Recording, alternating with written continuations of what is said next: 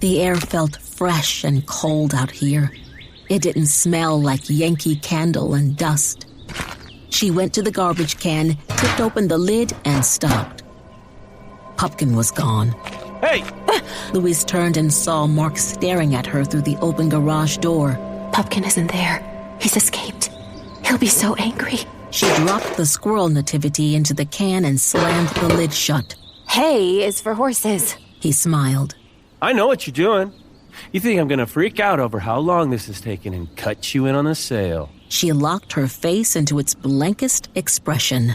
You're planning on selling? Home ownership is for suckers. I'm a happy renter. And Honey's going to be angry.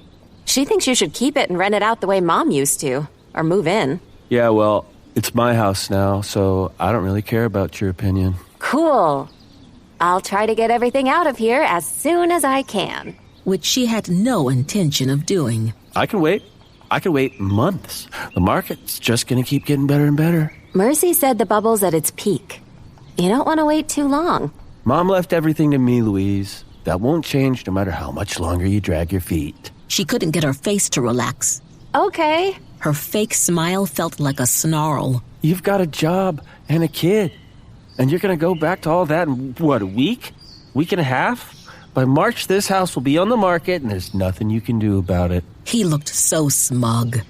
He thought he could predict everything she was going to do. Maybe I'll move here. Maybe I'll bring Poppy. You want to wait me out? I can bring my daughter here where the cost of living is cheaper, and I can waste years in Charleston going through this house. You're never selling this place while I'm alive. Her chest felt flushed. Her face felt hot. Mark looked elated. So, if I split it 50-50, you'll pack up and stop pretending you care about Mom's art? That stopped her. A 50-50 split, and this would be over. They'd reschedule a gutter for next week, and it would end. She could go home. She could see Poppy. Everything would go back to normal. Think of Poppy getting a $250,000 head start in life. And you never have to deal with Mark again. She opened her mouth to say something, and Mark raised his eyebrows, and Louise realized it was a trap. He wanted to see if she'd get greedy, and then he'd yank the rug out from under her.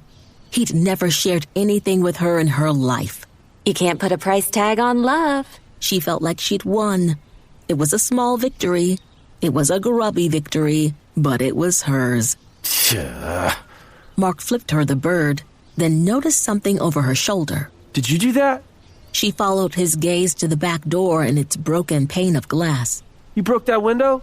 I didn't have a key. I'm charging you for that. You can't come in here and break my stuff. He stormed off to his truck, and Louise was left alone in the garage with her mom's art and the garbage can and... Pupkin.